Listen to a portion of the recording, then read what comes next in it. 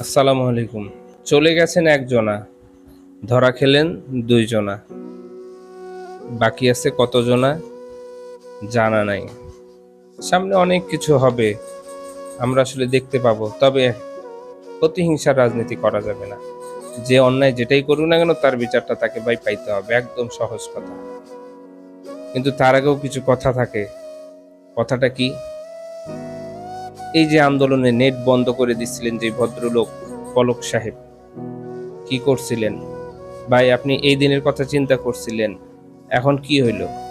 আপনারও তো এখন নেট নাই, মোবাইলও ব্যবহার করতে পারবেন না, ইন্টারনেট নাই। একবার চিন্তা করেন তো। এই জন্যই বলি, নিজেকে সবসময় ভাবতে হবে যে ২ দিন পর আমি সেই কাতারে যাইতে পারি, তখন আমার কি হবে? অতএব নিজের চিন্তা করে অন্তত আরেকজনকে ভালো সুস্থ রাখতে হবে। প্রতিহিংসা করা যাবে না। হাসান মাহমুদ সাহেব আল্লাহর ৩০ দিন ৬০টা বক্তব্য দিলে ১২০টা জামাত, বিএনপি, শিবির এরা অরাজকতা চালায়, ওরা এই করে, তেন করে, এই করে, সেই করে। আরে ভাই সব যদি করে থাকে তাহলে আওয়ামী লীগ কোথায়? আওয়ামী লীগের সাপোর্টার নাই, জাতীয় পার্টির সাপোর্টার নাই, সব শুধু জামাত শিবির, বিএনপির এই চক্রান্ত সেই চক্রান্ত। এখন যে আপনি আটকে গেছেন, কার চক্রান্ত? জামাত শিবির, বিএনপি?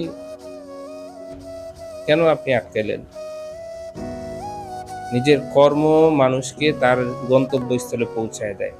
আসলে যার কর্ম যেমন তেমনই গন্তব্যস্থলে পৌঁছে গেছে। কারো কর্মের গন্তব্যস্থল ইন্ডিয়া চলে গেছে। আপনার গন্তব্যস্থল হলো ১৪ শিখ, চলে গেছেন। আপনার গন্তব্যস্থল হলো ইন্টারনেটবিহীন একটা জায়গা থাকা, সেখানে আপনিও চলে গেছেন। আপনি যেমন পরিশ্রম করছেন তেমনই ফল পাইছেন। এটা নিয়ে কোনো টেনশনের নাই।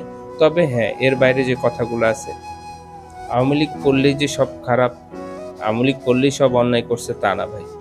কারণ গ্রামে গঞ্জে অসংখ্য মানুষ আছে যারা তাদের আবেগ দিয়ে শুধু এই রাজনীতিটা করছে, ডান বাম তাকায় নাই, বিন্দু পরিমাণ তারা আর্থিকভাবে লাভবানও হয়নি, চেষ্টাও করে নাই, অন্তর থেকে ভালোবাসে এই দলটাকে। কিন্তু কিছু উপর মহলের মানুষ এই দলটাকে একদম মাটির তলে ঢুকাই দিচ্ছে। এটা তাদের দোষ না, তারা অন্ধবিশ্বাস করছে। হ্যাঁ, তাদের বিবেক দিয়ে তাদের এটা চিন্তা করা উচিত ছিল। তাই মানুষ মাত্র ভুল, ভাই নিজের ভুল সংশোধন করে দেশটাকে ভালোবাসে সঠিক পথে আসি। আর যারাই অন্যান্য রাজনীতি দলের যারা আছেন না কেন, কেউ প্রতিহিংসার রাজনীতি করবেন না।